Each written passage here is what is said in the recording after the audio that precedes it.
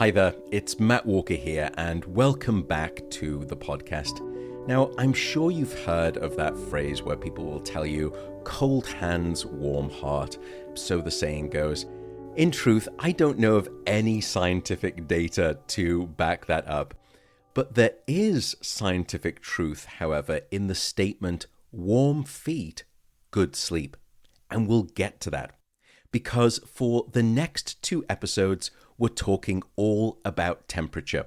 How your own temperature, and specifically the temperature of different parts of you, and the temperature of your bedroom can change how well or how poorly you sleep at night. What we discovered many years ago was that your brain and your body need to drop their core temperature by about 1 degree Celsius or about 2 to 3 degrees Fahrenheit in order for you to fall asleep and for you to stay asleep across the night. And this is the reason why you will always find it easier to fall asleep in a room that's too cold than too hot. Because the room that's too cold is at least taking you in the right temperature direction for good sleep at night. And we've seen this time and time again. So I can bring you into my sleep center, and upon arrival, I will insert a rectal probe so that I know exactly what's happening with your core body temperature. You may think that that sounds like no fun for you, but I can also say that it is far from the most desirable thing to insert as a scientist. The things that we do for research, let's just say that the two of us will have slightly less dignity at the end of that procedure. And after inserting the rectal probe, I will then remove all sense of time. There will be no clocks, no windows, no phone, no computers, and then I'll simply ask you to go to bed at whatever time you wish, whenever you feel most sleepy. And even though you have no idea of what your core body temperature is, sure enough, you will say that you hit your peak sleepiness right at the steepest decline in your core body temperature that I'm measuring with the rectal probe. But let's double click on this temperature thing and delve a little deeper, because it's even more nuanced than this. One essential way for you to drop your core body temperature is to ironically warm up your extremities, specifically your hands and your feet. Now, I know that that sounds counterintuitive, but it's one of the key ways that your body regulates temperature. And some wonderful and bizarre experiments made us realize this fact. For example, scientists have found that if they gently warmed the paws of rats so that they encouraged the blood to rise to the surface of the skin of those paws away from the core of the body, those paws would emit heat away from the center of the body, and it would drop their core body temperature rapidly. And as a result, the rats drifted off to sleep far faster than was otherwise normal. And I just love the idea, by the way, of scientists sort of coddling these rats in some kind of luxurious cotton wool and gently warming their paws. It's a fantastic image. The sponsor of today's episode is Athletic Greens, and I'd love to explain to you a little bit about why I picked them as a sponsor. Athletic Greens is a nutrition drink that I've been using, now for quite some years. And I should note, by the way, I do buy my own product from them. I don't want to get into the trappings of freebies for all of the obvious reasons.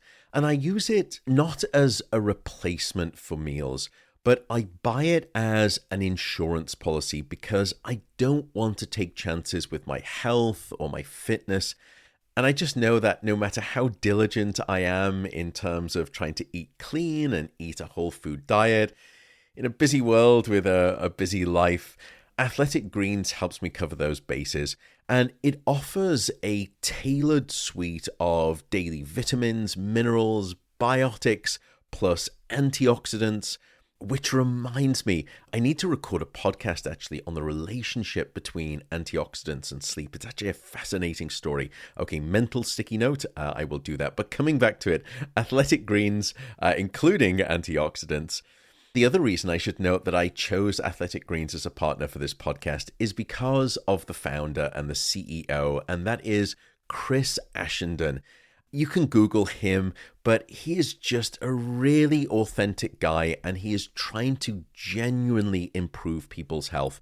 So if you want to give it a try, go over to athleticgreens.com/Matt Walker, and you will get money off your first order. And if you use that link, athleticgreens.com/Matt Walker, you will also get 5 free travel packs with your first purchase. And if you use that same link, you will get 1 year of vitamin D supply with your order as well. Anyway, thanks so much for listening to this segment. And now let's get back to the podcast. My colleague and very dear friend in the Netherlands, Professor Oes van Summeren, has actually conducted an even more elegant study, but in humans. What he constructed was a whole body temperature sleeping suit. And it's not dissimilar in appearance, by the way, to a wetsuit.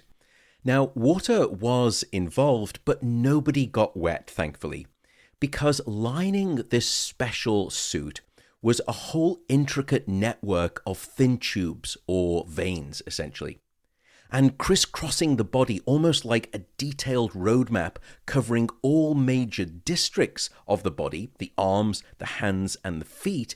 He could then exquisitely and selectively control the warming of different parts of the body.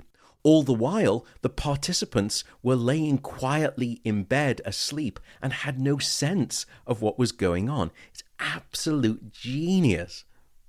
And in his first series of studies, he selectively warmed the feet and the hands by just a small amount, only by about 1 degree Fahrenheit or less than 0.5 degrees Celsius.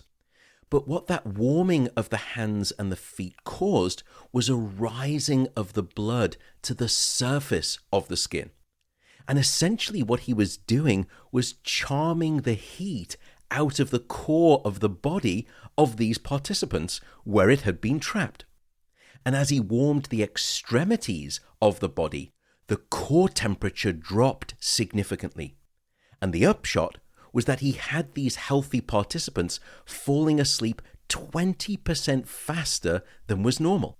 And we've now seen similar results in groups that we know typically struggle with sleep, both older adults and also patients with clinical insomnia. And if you manipulate temperature in the same way, the older adults will fall asleep 18% faster than is normal, and the insomnia patients will fall asleep a full 25% faster than is normal. So that's the process of falling asleep and how temperature is involved in how we fall asleep. In the next episode, we're going to focus on staying asleep and then finally on waking up and how temperature can change both of these things. But for now, I will simply say thanks once again for tuning in to the episodes. I'm going to keep saying tuning in. I know it's that you download and just listen, but thanks again for tuning into these episodes. And thanks also for subscribing to the podcast and for all of the kind and very supportive reviews that people have put out there. Please don't feel any need to do that. But if you do feel moved, goodness me, it makes such a difference to me. So thank you again. And I will see you in the next episode where we take on temperature part 2.